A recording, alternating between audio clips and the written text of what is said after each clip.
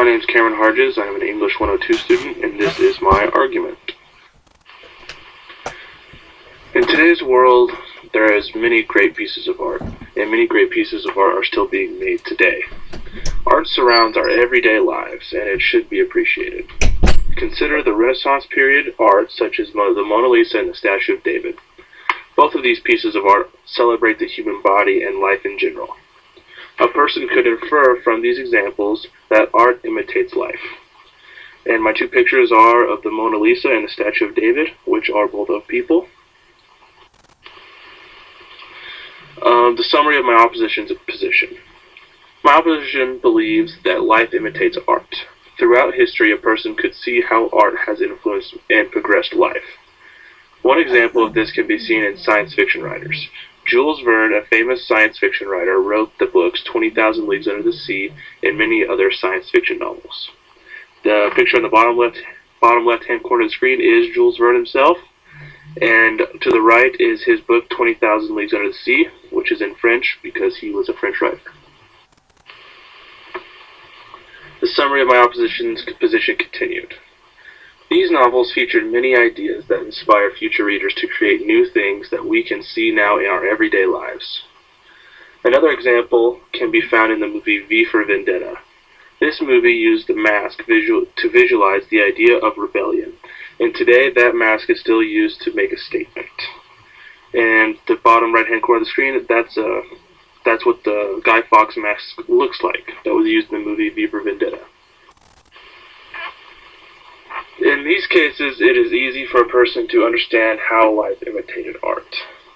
And in this, you can see how this art shows that life, how it's, Limitations of opposing views. It is easy for a person to understand how life can inspire art, but this is different from an imitation. The definition of imitation is something that is made or produced as a copy. Based on this definition, life would have to be a copy of art, but is that really the case? Consider again the movie V for Vendetta. In this movie, a mask is used to represent a rebellion against a higher power. In the news today, you can see this mask still being used to represent rebellion, but the mask is not rebellion on its own. The mask is a symbol for something that man has been doing throughout history, and that is rebellion. In the top left-hand corner of the screen is the picture of the movie V for Vendetta. Limitations of opposing views. Rebellion is a human idea and a human experience. The mask simply placed a visual symbol with the idea of rebellion. It did not, however, create the idea of rebellion.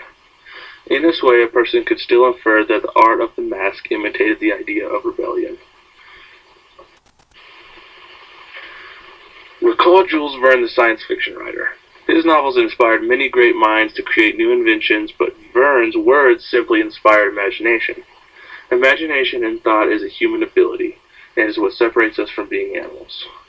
Imagination is part of life as a human being. Because Verne used his imagination to write his novels, a person could understand how the art imitated his imagination, which is a part of life. The Renaissance was a time in history where many great pieces of art were made, such as the Mona Lisa and the Statue of David.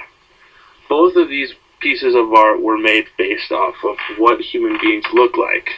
These live people inspired the pieces of art, and without these people there would not be these pieces of art. This implies that art imitates life. Weaknesses of my position. If a person argues that imagination is a form of art, my position fails. Jules Verne used his imagination to inspire the imagination of inventors and scientists. If Jules Verne's imagination is art, then this art led to many inventions. In this way, a person could understand how life imitated art. This is a picture of the word false, because if this were true, my whole argument would be false. These are the reasons why my understanding is better. Imagination cannot be considered to be art because it is human ability. Imagination and thought is what separates us from being animals, and is therefore part of being alive for a human being. My opposition believes that life imitates art, but without life there would be no art. And this picture is a visual representation of imagination working in the body. Conclusion. Art can and has inspired many things in life. However, inspiration and imitation are two different things. Art has had many influences on our world, but generally speaking, life does not imitate art. Art must imitate life, because without life there would be no art. These are my works cited, continued, and final works cited.